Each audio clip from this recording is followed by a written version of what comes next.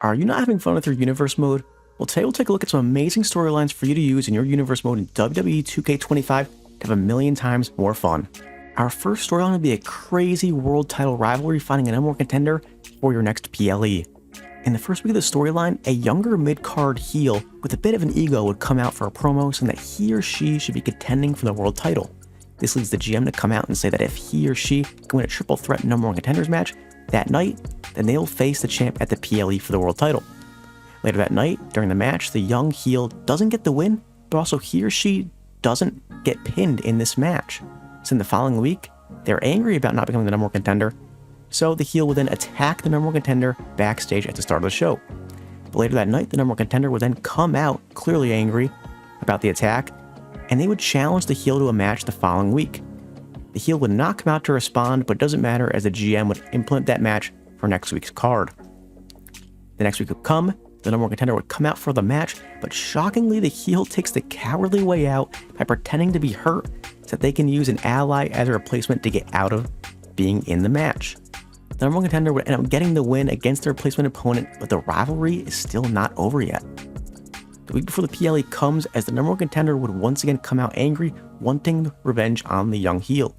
To make sure a match would happen between the two, he or she would raise the stakes, saying that if the heel would beat the number one contender, they can take their place in the world title match at the next PLE. The heel would then come out and accept the challenge, but then would attack the number one contender ahead of their match later that night. And then later the match would occur as the two superstars would come out for their match. During the match, the number one contender looked like they were close to be putting away the heel challenger, but then out of nowhere, the heel's ally would help stop a pin, allowing the match to continue. This would throw off the number one contender, allowing for the heel to have one last chance at stealing the win to become the new number one contender at the PLE. How this match finishes is up to you to decide who faces your current world champion at this upcoming PLE. Make sure to like and subscribe and check out all my other universe mode content. Our second storyline is a battle between the heel faction and top stars.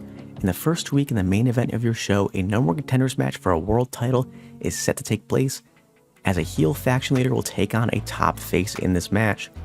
During the match, a member of the heel's faction will toss in a steel chair after the ref takes a bump, allowing the heel to take advantage of the situation and end up getting the win in this match and becoming the new number one contender for the world title. Then the following week, the face would come out for a promo, calling out the heel after using the chair assist to cheat and get the win to become the number one contender. The heel would then come out to respond to the face, saying that they're just smarter and always one step ahead, leading into an attack on the face and brawling in the ring. Later that night, the face would take on the faction member who threw that chair into the ring in the week prior in the number one contenders match. Right before the match is set to begin though, another face superstar with prior history with that heel faction leader makes a surprising appearance as they join the face star and sit in their corner to manage their match, which ends up helping the face get the win against the heel faction member. The following week, after the new face entering this little rivalry who came out to aid the face star, the heel faction member would then attack this face backstage at the start of the show, looking for revenge after the loss last week. This attack would lead to a match between the new face and the heel faction member that lost last week.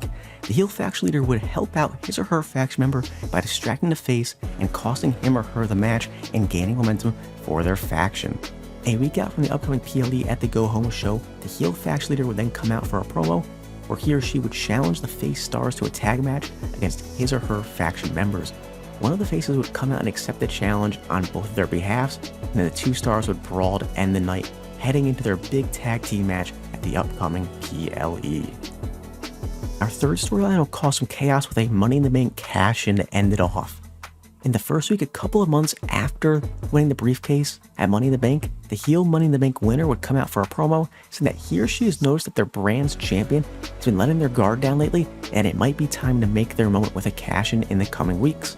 The champ would then come out to respond, saying whatever game that they're trying to play isn't going to work and they'll continue to be the world champion. The Money in the Bank holder would then laugh and walk off, clearly getting underneath the skin of the champion. The following week, a number one contenders match would occur to decide who the champion would then face at the upcoming PLE.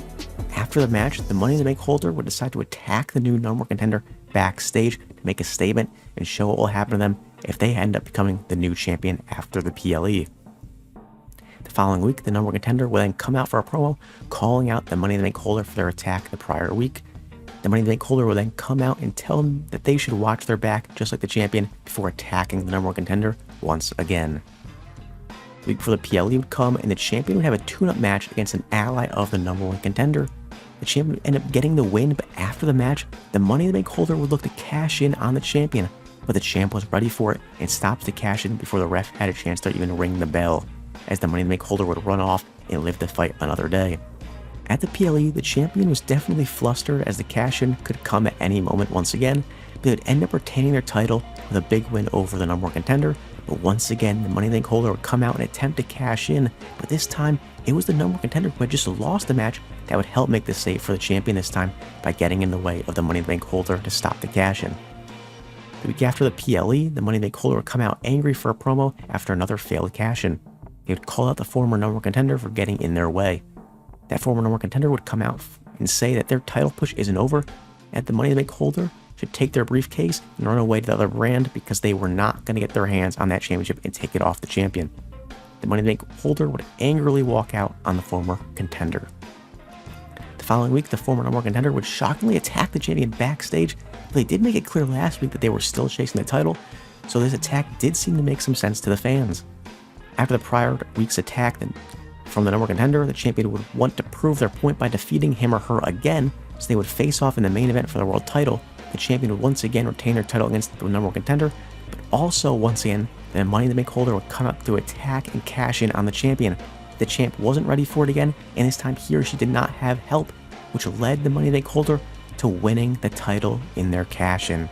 The following week at the go-home show for the next PLE, the now former champ would come out for a promo calling out the new champ and invoking their championship rematch clause for this upcoming PLE. The new champ would come out angry about having to face the former champion again, but he or she would quickly attack the former champ as they would brawl heading into the PLE, where they would face off for the world title once again. Our next storyline takes place over the chaos of the Midcard division. In the first week, a Midcard heel champion would come out for a promo where he or she says that there's no competition worthy of facing them for the title. The GM would then come out though to interrupt the Midcard champion and say that there's plenty of competition, that he or she would actually had planned for a tournament to decide their next opponent for the upcoming PLE. The next week, a face and a heel contender would face off to go after the number one contendership in this tournament. The face would end up getting the win, but shortly after the match, the heel Midcard champ would then attack the face challenger backstage to try and show their dominance. Then the following week, the next round of the tournament would ensue as another face and heel contender would face off for the number one contendership. The face would end up getting the win, but right after the match, the heel champion would attack the face winner right there in the ring to once again show their dominance. The following week, at the go-home show, the championship of the tournament would occur as both faces would face off, but they would show respect to each other as the match began. Ultimately, only one of the faces could end up getting the win to secure their spot as the number one contender, but once again, the winner would be attacked by the heel champion. Then at the PLE, something shocking would happen, as during the match, during the Midcard title fight, as the face loser of the tournament would come out shockingly and distract and attack the face challenger during the match as they turned heel out of anger for the face challenger while trying to help the heel champion retain their title even though they were attacked by them just a few weeks ago. But this would set up a new Midcard rivalry post-PLE. Our final storyline takes place with some tag team chaos. In our first week of the rivalry, after the latest WWE draft, there was a huge shakeup in the tag teams on each brand, leaving many new challengers for your tag team champs. A heel tag team, we'll call them Tag Team A, would come out for a promo trying to make their case for a championship match, but another heel tag team, we'll call them Tag Team B, would come out to interrupt them, saying that they aren't on their level and they should get a tag team championship match. This led heel Team A to attack heel Team B. The following week, a tag team championship match would occur, but instead of either of the heel tag teams being involved, it was a face tag team taking on the champs. Heel tag team A didn't like this, and they would attack the face tag team challengers when they made their entrance for the tag team championship match, and it would end up costing them the match as the face challengers would lose. And the following week, the face tag team challengers who lost would come out for a promo the following week, saying that their cheap loss was unfair and they deserved another shot at the tag team titles after being screwed over. The GM would come out and say even though it was unfair that they got attacked before their match, they still lost the match on their own. However, he or she would give them another opportunity. They would have to win a 3-team tag match against the heel tag team contenders.